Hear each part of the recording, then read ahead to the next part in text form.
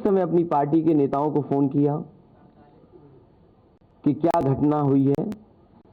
तब जानकारी मिली कि तेजिंदर बिर्क अस्पताल में है। मैंने कहा कि तुरंत मेरी बात कराओ।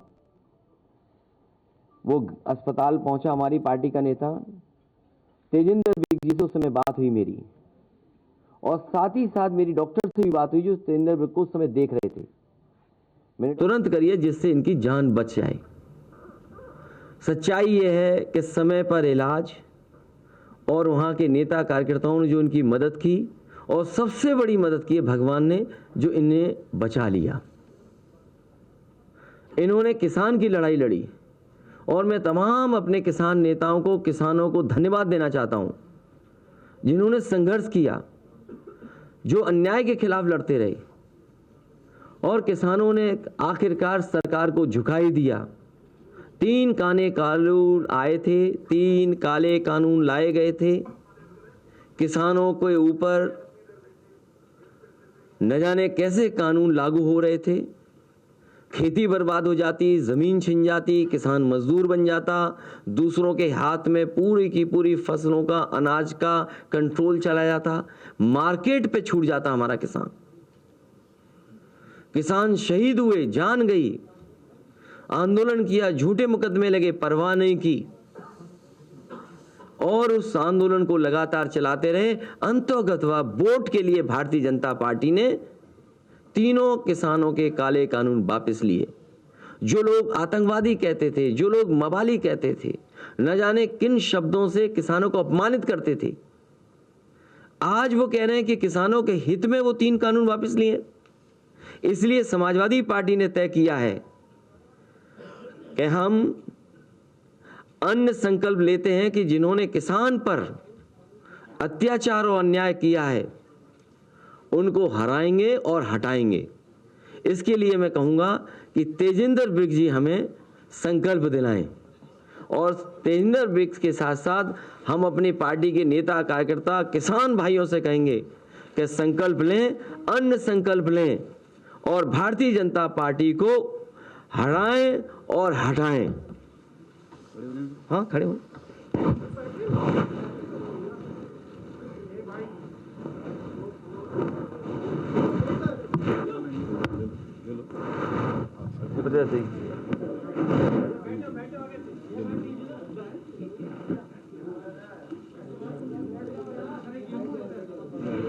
अनाज, गेहूं और चावल आप भी ले सकते हैं।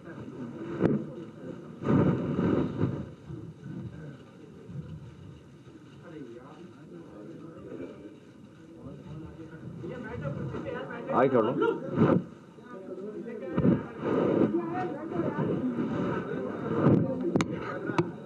हम सभी लोग संकल्प लेते हैं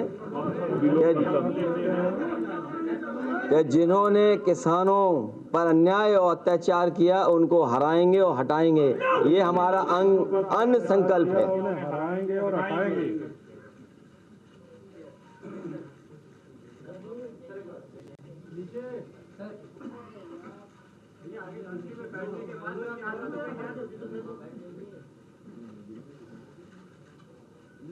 जय जवान, जय किसान।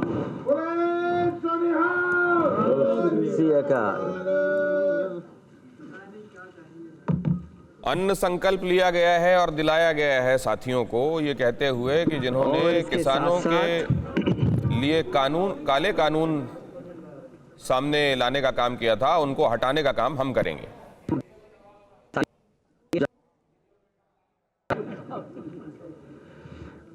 इसके साथ साथ समाजवादी पार्टी का मैनिफेस्टो तो आएगा, और मैनिफेस्टो में बहुत सी चीजें आएंगी, लेकिन आज किसान के सवाल पे जब अन्न संकल्प लिया है तो समाजवादी पार्टी और हमारे मैनिफेस्टो में इस बात को शामिल करेंगे कि सभी फसलों के लिए एमएसपी प्रदान की जाएगी, और गन्ना किसानों को 15 दिन में उनका भुगतान सुनिश्चित किया जाएगा।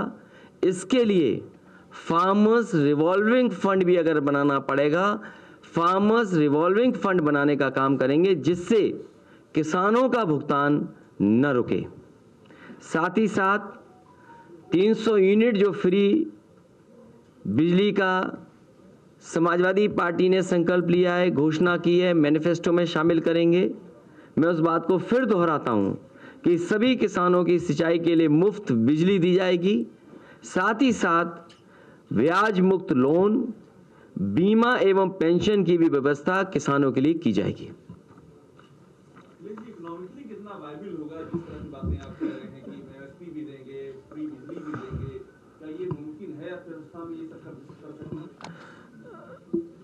बहुत अच्छा सवाल इसलिए पूछा, कभी उनसे पूछिए जिन्होंने ये कहा कि $5 ट्रिलियन की इकोनॉमी कर देंगे, और उसके बाद उत्तर प्रदेश के मुख्यमंत्री जी ने कहा कि हमारी भी इतने $1 ट्रिलियन की इकोनॉमी हो जाएगी। और जहाँ तक समाजवादी पार्टी का है, इसीलिए मैंने कहा कि हम मैनिफेस्टो में जब आपके सामने आएंगे उन तमाम बिंदुओं को रखेंगे जिनसे इन चीज़ों को पूरा किया जाएगा। देखिए, एक सवाल था, सवाल ये है कि रोजगार और पलायन यह उत्तर प्रदेश का पहले भी एक बड़ा मुद्दा रहा है, और अगर आज किसानों पे रखो तो ज़्यादा अच्छा रहेगा। इन्हीं बिंदुओं पे रखिए, क्योंकि इधर उधर की बात होगी तो बहुत लंबी बात जाएगी। समाजवादी पार्टी और हम अन्य संकल्प लेते हैं कि जिन्होंने किसानों पर अत्याचार और अन्याय किया है उस भाजपा को हराएंगे, हटाएंगे। हमारी अपील है कि किसान अन्नदाता भारतीय जनता पार्टी को हराएं, हटाएं। साथ ही साथ हम अपने तमाम लोगों से कहेंगे इस अन्न संकल्प को से जुड़ें और इस आंदोलन को, इस कार्यक्रम को, इस फैसले को आगे बढ़ाएं। वो भी पार्टी तय कर लेगी। अभी तक तो डिबेट उसी पे चल रही है टीवी।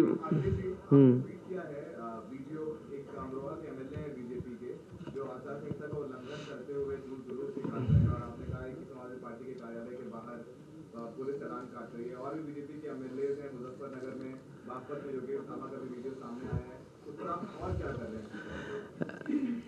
भारतीय जनता पार्टी, उनके नेता, उनके मुख्यमंत्री आचार संहिता का जगह जगह उल्लंघन कर रहे हैं। समाजवादी पार्टी लिखित शिकायत चुनाव आयोग को करेगी। हमें उम्मीद है कि चुनाव आयोग इन पर सख्ती से नियमों का पालन करने के लिए आदेश करेंगे। अखिलेश जी, न्यायिक हलफ को लेकर के एक भाजपा नेता है अश्वनी उपाध्याय, उन्होंने पीआईएल दाखिल की है सुप्रीम कोर्ट में समाजवादी पार्टी की मान्यता को लेकर के। इस पर, इसमें आपको क्या लगता है, भाजपा की कोई साजिश है? आप भारतीय जनता पार्टी के मुद्दों पे न फंसिए, आप भी अन्य संकल्प लीजिए।